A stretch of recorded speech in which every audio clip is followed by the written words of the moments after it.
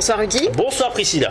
Et ça y est, donc la Coupe du Monde est bien lancée et hier soir c'était donc le match entre le Brésil et la Croatie. Ouais, une rencontre que vous avez pu suivre en direct avec nous à l'occasion d'une soirée exceptionnelle et un match notamment marqué par des erreurs d'arbitrage. Le but inscrit par Neymar sur penalty, un tournant de cette rencontre est très controversé aujourd'hui pour cause il n'y avait pas faute. C'est Fred, l'ancien Lyonnais, qui joue bien le coup devant un autre ex-gone, le Croate Dejan Lovren.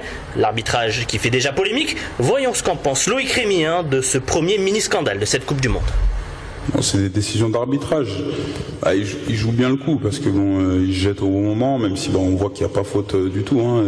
Lovren le tient pas du tout, mais je pense qu'il y a quand même de l'expérience qui rentre en jeu et le fait de tomber au bon moment, c'est important. Mais c'est sûr que pour moi, ce genre de faute devrait être sanctionné, contre l'attaquant. Maintenant, c'est toi et ta chance. Si tu te fais pas attraper, c'est tout bénef. On imagine quand même que les Brésiliens ont dû la fêter cette victoire. Évidemment, à Sao Paulo et dans le reste du pays, c'était la grande fête. La samba était de la partie pour l'occasion et les supporters croates étaient un petit peu déçus. C'est normal. On écoute les réactions d'après-match à Sao Paulo. J'avais dit depuis hier qu'on aurait 3-1. Le Brésil continue et il va arriver jusqu'en finale. Le Brésil va gagner. Nous sommes très heureux. Vive le Brésil. Mon fils est triste parce qu'il pense que l'arbitre a triché, mais ce n'est pas un problème. Et pour voir l'équipe de France jouer, il faut attendre encore dimanche. Les Bleus qui seront confrontés au Honduras, une équipe peu connue. On sait tout juste que les Honduriens ont un jeu particulièrement rugueux. Et regardez la réponse de Stéphane Ruffier, le second gardien de l'équipe de France, quand un journaliste lui demande de citer des noms de joueurs de l'équipe qu'il affrontera ce dimanche. Je suis désolé, j'ai du respect pour cette équipe de l'Honduras, mais je ne connais pas de joueurs. Mais je pense que s'ils sont là, c'est que c'est une très belle équipe. Il n'y a pas de joueur en particulier que l'on craint. Je pense qu'on est concentré vraiment sur nous. Après, bien sûr qu'on a pu visionner cette équipe. On s'attend à une équipe qui va, je pense, procéder par contre, qui va être assez basse, mais qui a aussi des joueurs de qualité qui savent aussi jouer au ballon. On reste au Brésil, mais avec des Anglais cette fois. Les 3 Lions, qui, comme d'habitude, font partie des outsiders de cette compétition. Cette équipe, en plein renouvellement, pourra compter sur les cadres d'illustres joueurs, tels que Shrek, plus connu sous le nom de Wayne Rooney. Reportage. 3 lions, mais beaucoup de lionceaux dans la liste de Roy Hodgson. L'entraîneur anglais a fait le pari audacieux d'une équipe très jeune, 26 ans en moyenne, poussant même à la retraite Ashley Cole, 34 ans, au profit du prometteur défenseur de Southampton, Luke Shaw, 18 ans seulement. Ce sont deux choses très différentes. D'un côté, vous avez un joueur qui a eu 107 sélections et de l'autre, un joueur qui en a beaucoup à venir. Mais au bout du compte, c'était une décision que je devais prendre. Et ça a été une tâche difficile que d'appeler Ashley et de lui expliquer. Autre joueur chevronné mais qui attend toujours pour briller, Wayne Rooney, la star de Manchester United qui est l'un des meilleurs buteurs anglais, reste étonnamment silencieux sur la scène internationale. Aucun but marqué en 8 rencontres de Coupe du Monde. Ce mondial brésilien est donc pour lui un rendez-vous immanquable. Un mondial où les Anglais vont devoir composer avec un facteur non négligeable, le climat. Leur premier match contre l'Italie se jouera dans l'ambiance humide et torride de Manaus. Oui, évidemment, ça va entrer en jeu, mais je pense qu'on a assez de temps pour s'adapter. Évidemment, on est allé au Portugal la semaine dernière, ce qui a aidé. On est venu ici et on s'entraîne ici et évidemment aller à Miami aussi. Donc je suis sûr que quand on y sera, nos corps s'adapteront à ce que ça sera.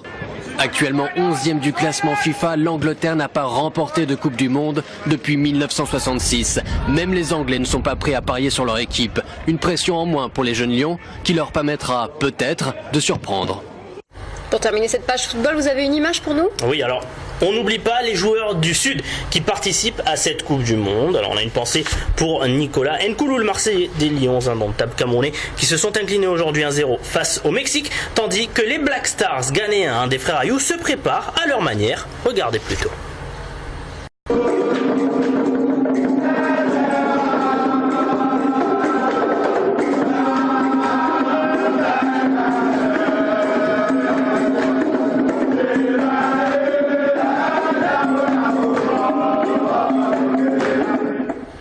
Allez, on change d'univers avec du volley. Alors on change d'univers, mais pas complètement, hein, puisqu'il s'agit de beach volley, le deuxième sport national au Brésil. Et ce week-end, à Montpellier, on accueille un tournoi international avec les meilleures équipes de la planète, comme nous l'explique Julien Dreski, qui s'est un petit peu enrhumé sur les sables héroltés.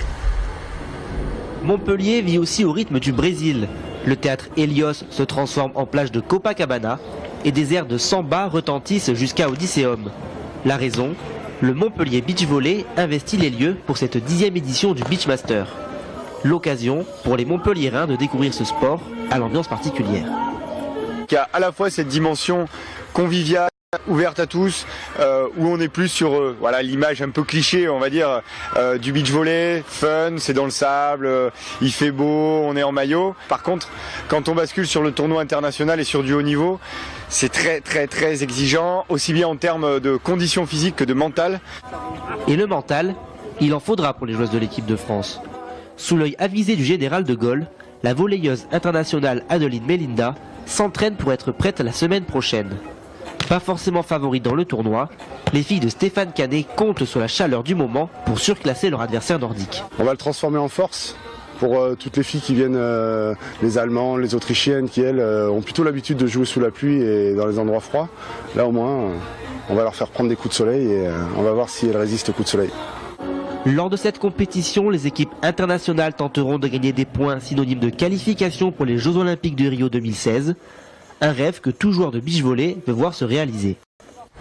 On passe au rugby avec un test match Australie-France demain. Un match retour, opération reconquête pour le 15 de France après la gifle infligée par l'Australie la semaine dernière, plus 27 pour les Wallabies. Mais demain, les Bleus enregistreront le retour du patron, Thierry Dussautoir, même si lui préfère minimiser son rôle. Le retour du patron, j'en sais rien, j'ai jamais été trop loin de l'équipe, même quand je jouais pas, donc voilà, le retour peut-être à la lumière, mais c'est tout. Surtout cette impatience là de rejouer, de retrouver les terrains, donc toujours cette petite appréhension de fait qu'il y a avant chaque match. C'est un mêlé d'impatience, donc voilà, tant que je suis concentré sur ça, ça veut dire que tout va bien. Et on termine avec un mot de voile. Et on part à bord du Made in Midi de Gwen Bick, dont nous sommes les partenaires. Gwen qui est en pleine solitaire du Figaro et qui repartira ce dimanche pour la seconde étape. Mais regardez ce qu'a croisé le marin juste avant son arrivée à Plymouth dans une mer un petit peu secouée. Troisième matin, voilà, sur la première étape des solitaires. Tout va pas mal, voilà, pas beaucoup d'or. Il reste encore au moins une bonne journée de course. Et voilà, ce qu'on croise dans la Manche, donc notre troisième traversée de Manche là en 4 jours. Et là on est sur le rail des Carreaux, donc il y en a un petit peu partout. Je vais passer c'est là.